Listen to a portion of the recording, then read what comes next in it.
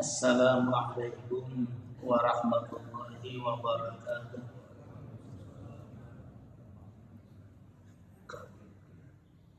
Bismillahirrahmanirrahim.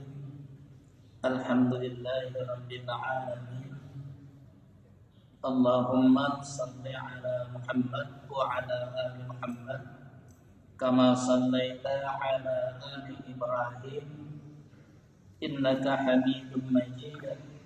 Allahumma barik ala Muhammad wa ala ali Muhammad kama barakta ala ali Ibrahim innaka Hamidum Majid.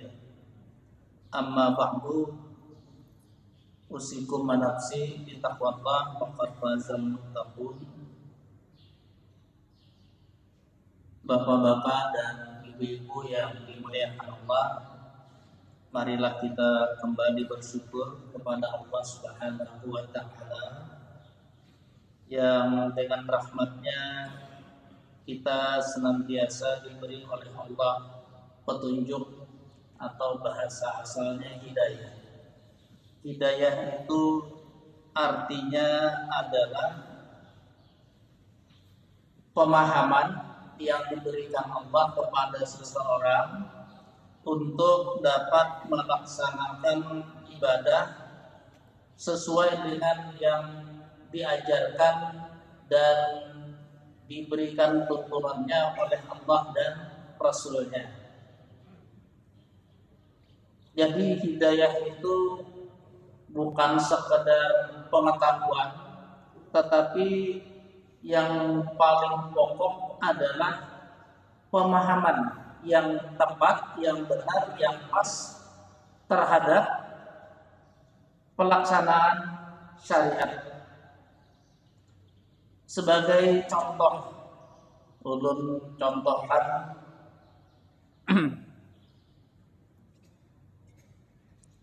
dalam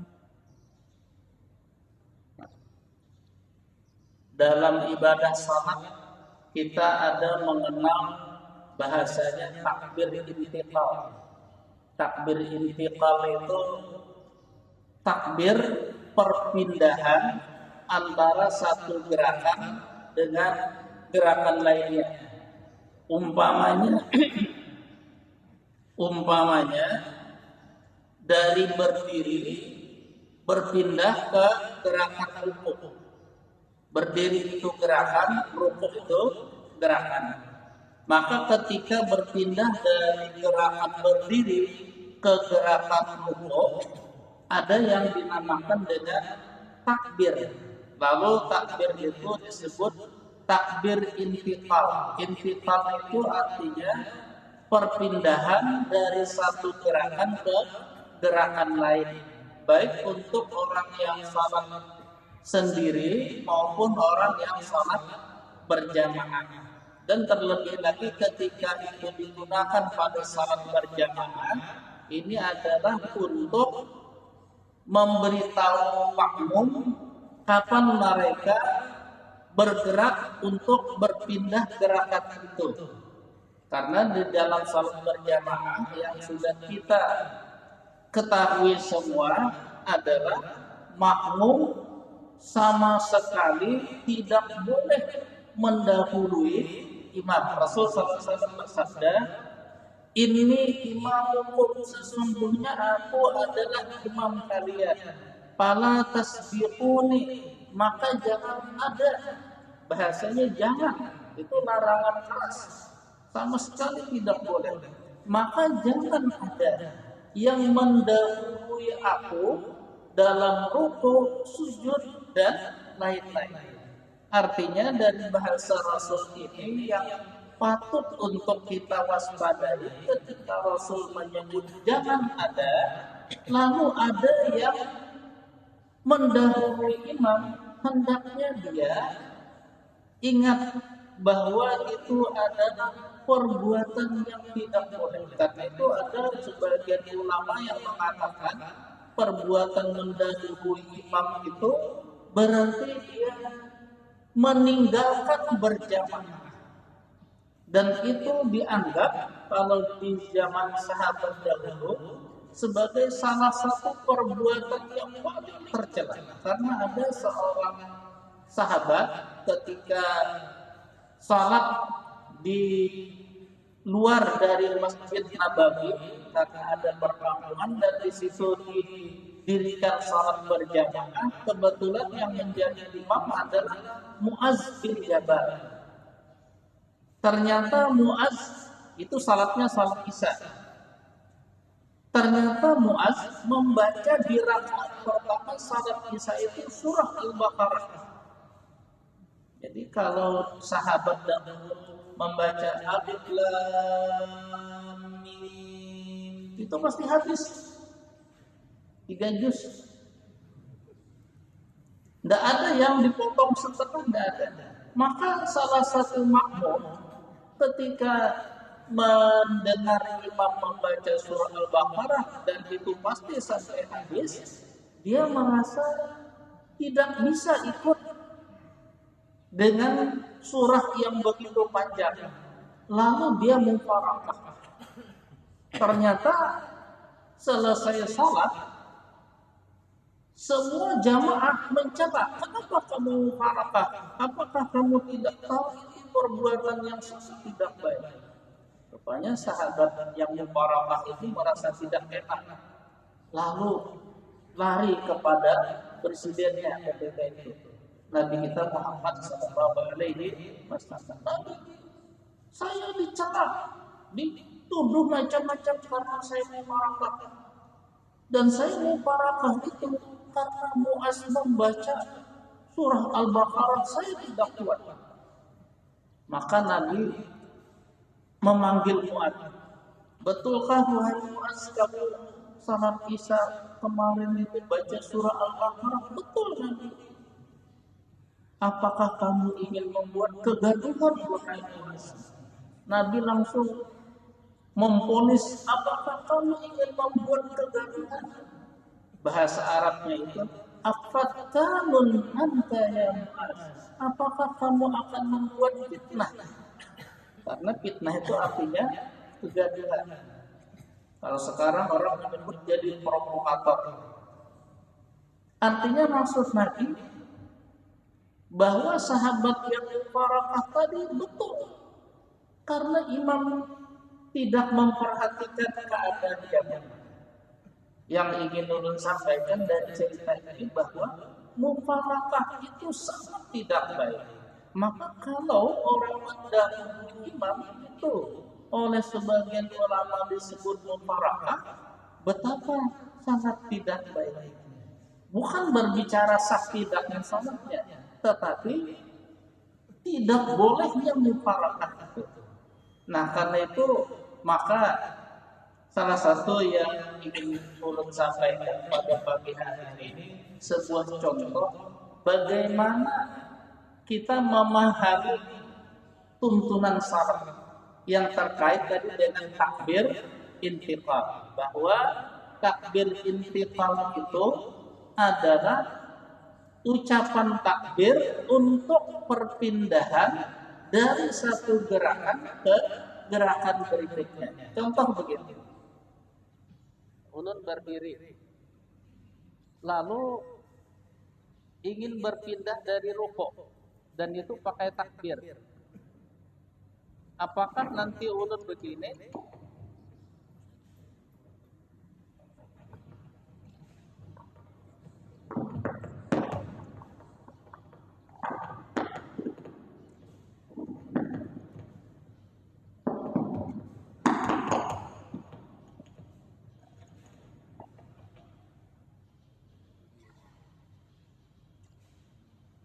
Apakah ulun ketika mengucapkan takbir intiqal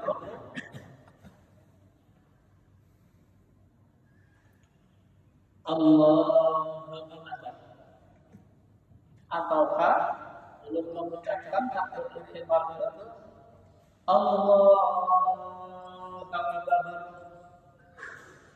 ataukah ulun mengucapkan itu Allahu Akbar? Kalau dari pemahaman yang secara intikal perpindahan, berarti takbir itu antara berdiri dengan rukuk. Diawali ketika dia mengucapkan Allah itu, dia bergerak untuk rukuk karena dia ingin berpindah. Jadi Allah. Tapi kalau Allah Akbar itu juga dari awal, tetapi barnya sudah habis dia belum rukuk.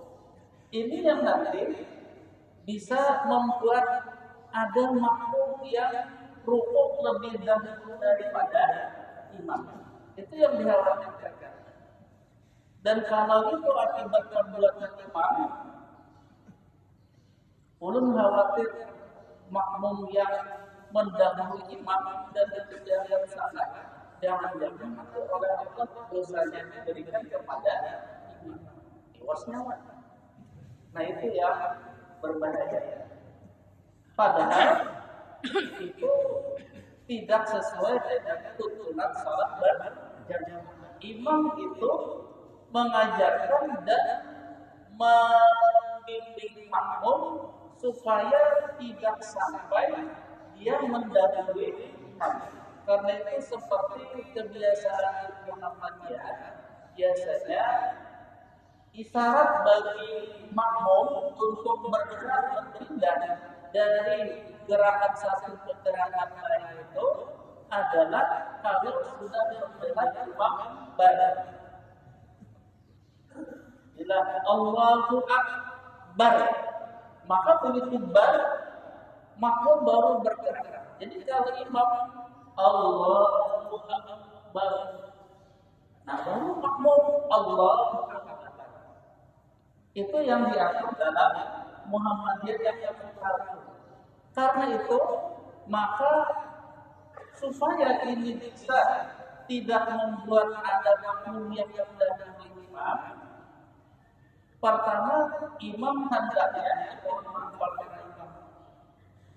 Ulun baru saja ikut menyaksikan penyembahan.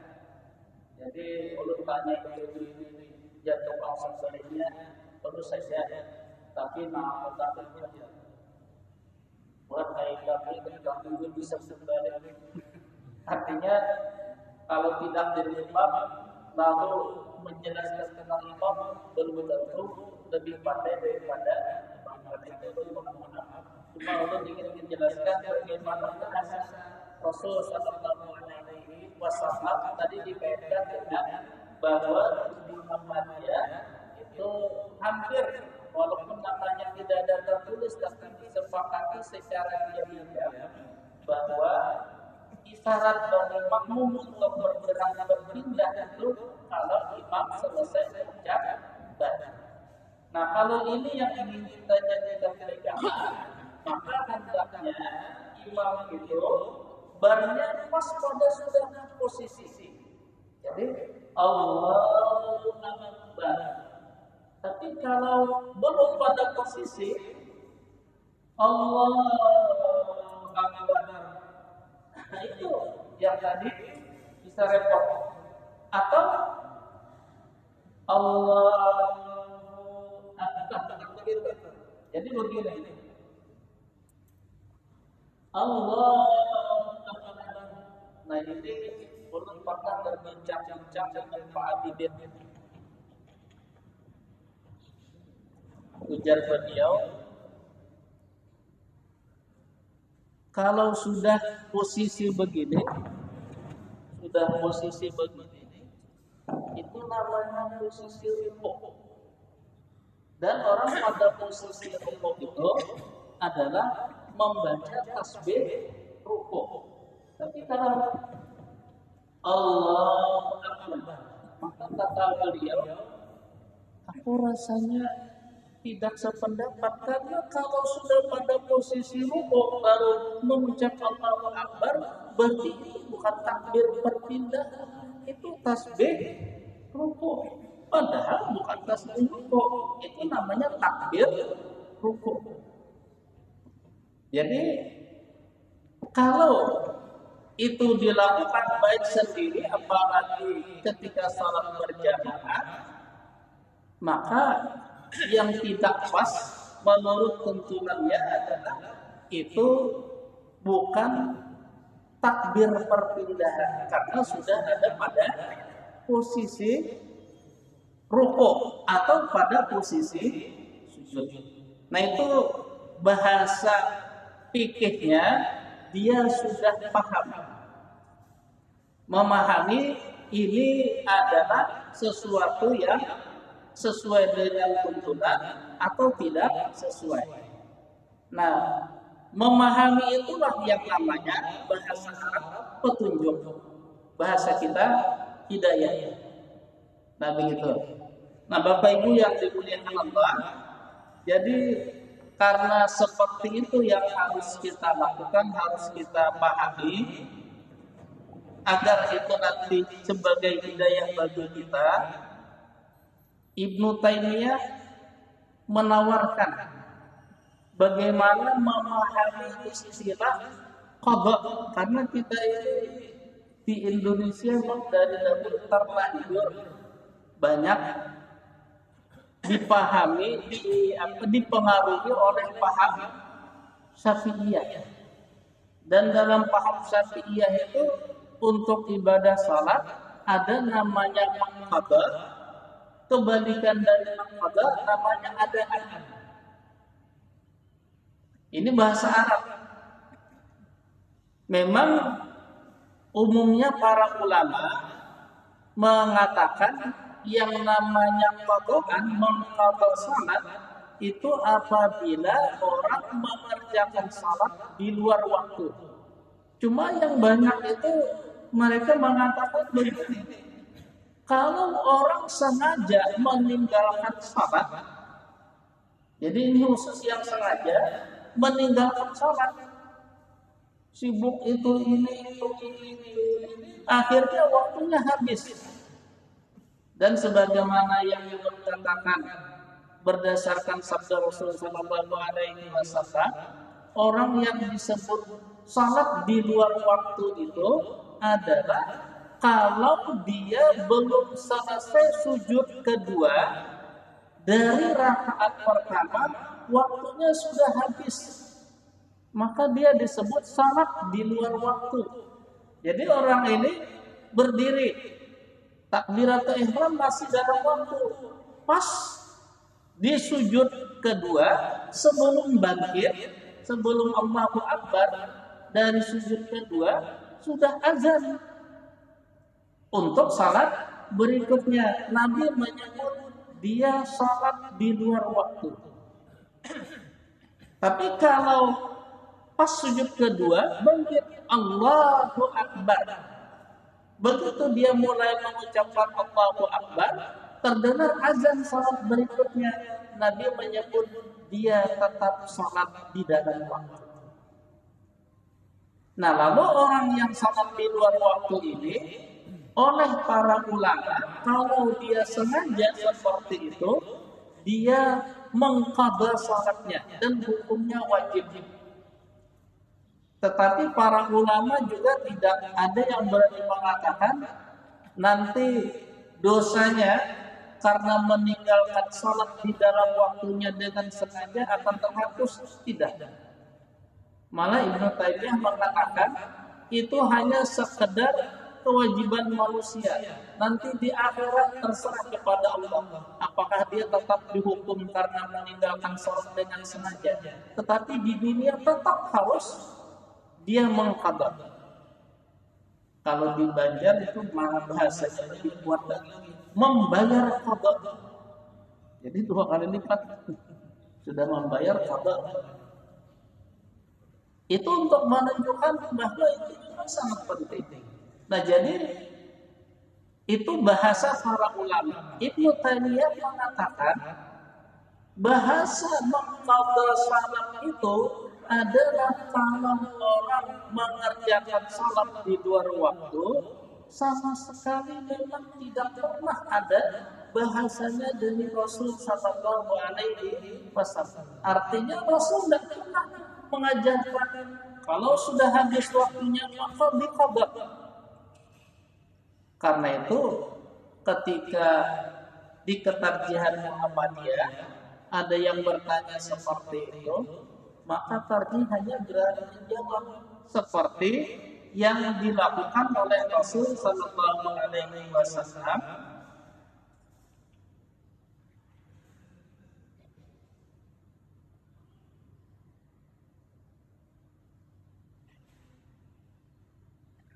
Ketika Rasul Sallallahu Alaihi Wasallam ini ceritanya pada perang Khaybar. Khaybar itu letaknya dekat dengan Palestina. Jadi perjalanan dari Madinah ke sana sangat jauh. Ada pernah dahulu kawan memberitahu jarak Madinah dengan Tabuk. Tabuk itu ujung batas wilayah Saudi Arabia. Sesudah Tabuk itu masuk daerah Palestina. Dari Madinah ke Tabuk itu 1000 km. Nah, Khaybar itu sesudah Tabuk. Jadi kita bisa membayangkan betapa jauhnya Rasul dan para sahabat berjalan. Ada yang naik unta, ada yang naik kuda. Karena dahulu tidak ada mobil. Jadi ketika sampai di Khaybar,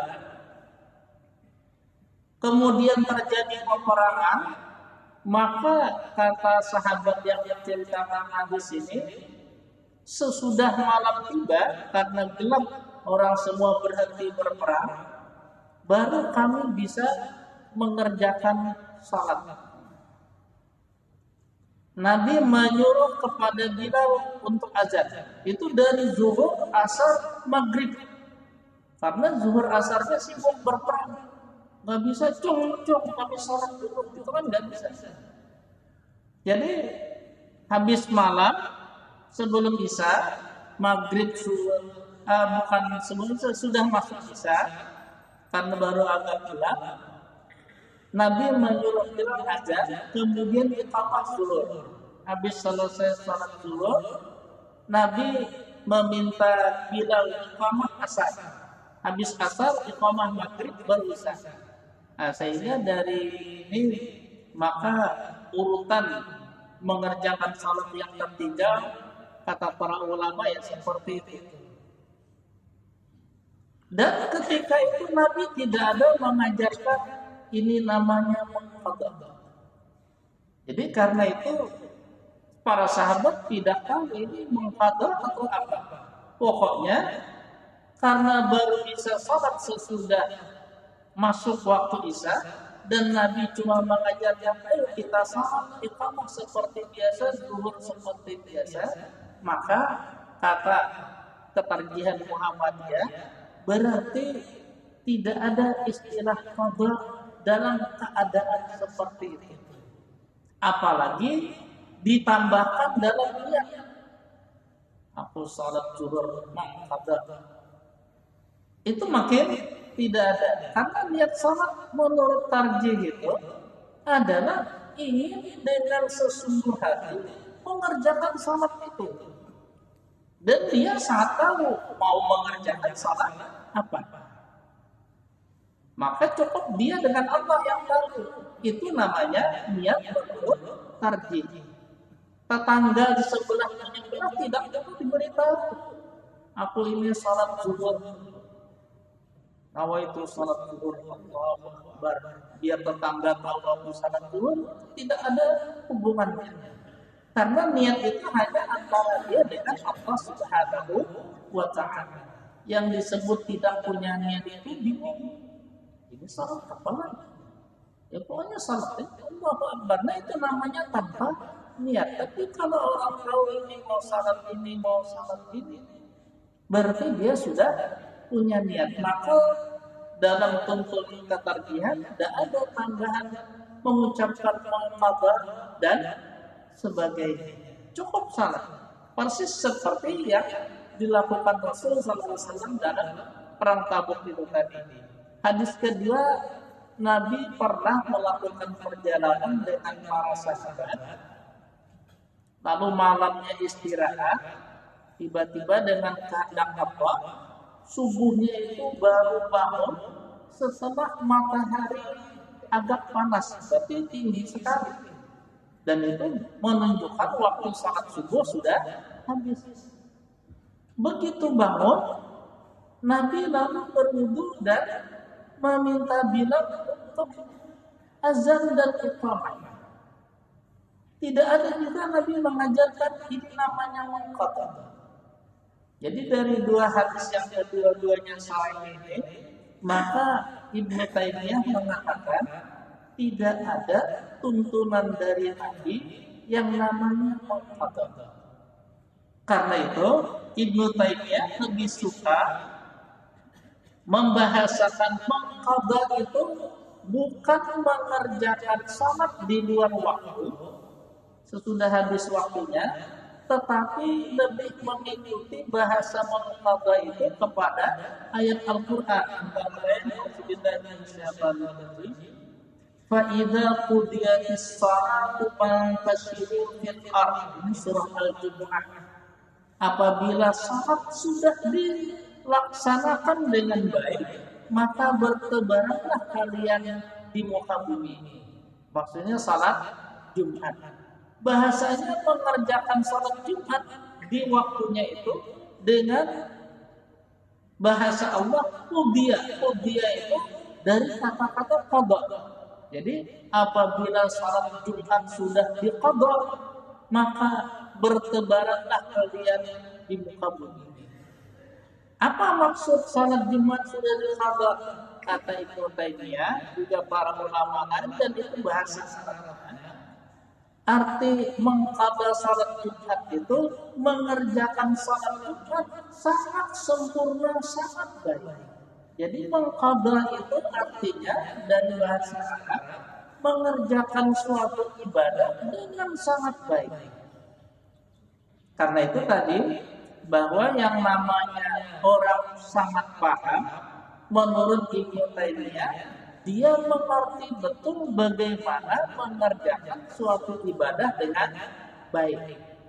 Seperti contoh takbir intiqal tadi, kalau dia mengucapkan takbirnya itu antara dua gerakan, dan boleh akhir takbir itu pas di awal gerakan berikutnya, untuk memberi isyarat kepada makmum untuk bergerak ke gerakan itu, maka itu namanya adalah mengqadha takbir intiqal, mengerjakan takbir intiqal dengan sempurna.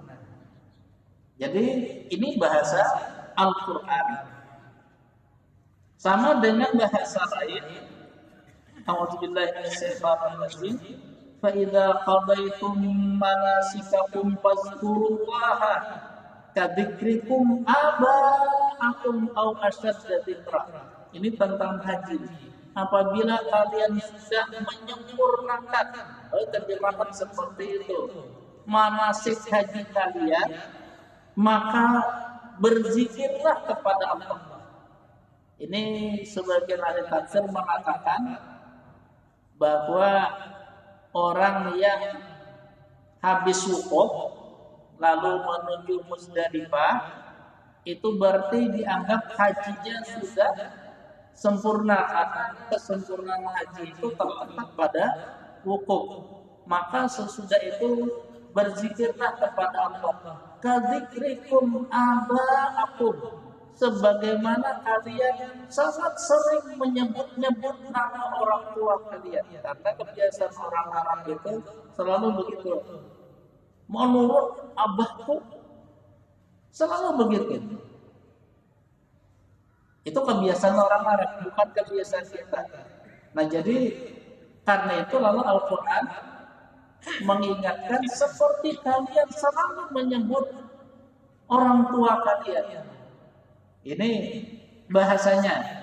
Tapi di sini yang diambil adalah bahasa qadaitum. Apabila kalian sudah mengqadha, Maka para ahli tafsir mengatakan mengqadha manasik itu artinya mengerjakan manasik dengan sempurna. Nampaknya bahasa ini yang sangat penting untuk kita pahami dengan sebaik-baiknya. Bahwa namanya mengqadha itu tidak ada hubungannya dengan mengerjakan sholat di luar waktu. Sehingga kata para ulama, andai kata orang, Ibnu Taimiyah mencatat dari para ulama, andai kata orang bangun subuh itu 5 menit lagi habis waktu, padahal dia junub. Kalau dia mandi baru berwudu pasti habis waktunya. Maka pilihannya apakah bertayamum saja supaya bisa salat subuh di dalam waktu, atau dia tetap mandi berwudu walaupun nanti salatnya di luar waktu. Jumhur, umumnya para ulama, kata Ibnu Taimiyah mengatakan orang ini tetap mandi dan berwudu walaupun nanti salat subuhnya di luar waktu, dan itu bukan mengqadha. Jadi artinya yang lebih ditekankan Ibnu Taimiyah dan para ulama lain, mengqadha salat itu bukan mengerjakan di luar waktu, tapi lebih kepada mengerjakan salat dengan sesempurnanya. Dan itu hanya apabila orang memahami bagaimana salat itu dikerjakan. Arti memahami itu adalah dia mengetahui dengan seksama, dengan sebaik-baiknya bagaimana ibadah salat itu dikerjakan dari awal sampai habis. Artinya kalau di antara kita ingin mengqadha salat, mengerjakan salat dengan sempurna, maka sangat baik kalau dia minta kepada orang lain untuk memperhatikan salatnya. Kenapa jadi memperhatikan, mengamati salatnya? Karena ajaran salat itu diamati. Rasulullah SAW bersabda, salatlah kalian seperti kalian mengamati aku salat. Ulun pernah mencoba 2 jenis rukuk, tapi mintalah namanya yang sesuai dengan tuntunan Nabi, bahwa orang rukuk itu punggung dan kepala lurus. Lalu belum coba ini kaki agak mundur ke belakang. Ini apa? Yang namanya langkah. Jadi coba lagi kakinya maju dia belakang, kakinya muter-muter apa? Tidak cocok. Karena yang namanya rukuk itu menurut tuntunan kepala dan leher tetap rata. Nah itu namanya kepala naik. Mungkin tujuannya supaya mata bisa melihat ke tempat sujud. Padahal kalau orang begini, mata tuh masih bisa melihat ke tempat sujud. Cuma digerakkan sedikit ke atas. Nah itu saja. Nah jadi bapak-bapak, ibu-ibu yang dimuliakan Allah, kalau kita ingin disebut paham mengerjakan salat, bagus saja ketika salat itu, khususnya karena salat itu adalah gerakan. Kalau ucapan itu kita sendiri bisa mendengar, tapi kalau gerakan kita tidak bisa melihat gerakan kita ini seperti apa. Maka kalau tidak ingin repot-repot, minta dilihat oleh orang yang di rumah kita. Coba tolong lihat sesuatu ini seperti apa. Ini tuntunannya begini. Tolong lihat pas kan. Kalau kita ingin disebut sudah paham mengerjakan salat oleh Allah dan Rasul. Mudah-mudahan apa yang disampaikan pada hari ini ada manfaatnya bagi kita semua. Kesimpulannya adalah bahwa secara arti bahasa Arab dan menurut Al-Quran, dan itu diikuti oleh banyak ulama, yang namanya mengqadha salat itu lebih kepada mengerjakan salat dengan sempurna. Kemudian yang kedua, menurut tarikh Muhammadiyah, kalau kebetulan orang mengerjakan sholat di luar waktu, tidak ada tuntunan menambahkan qadaan dalam niat. Itu yang ada, yang dapat ulun sampaikan dari beberapa yang disampaikan tadi. Salam dan mengucapkan subhanallah wa bihamdika asyhadu an la ilaha illa anta astaghfiruka wa atubu ilaik. Assalamualaikum warahmatullahi wabarakatuh.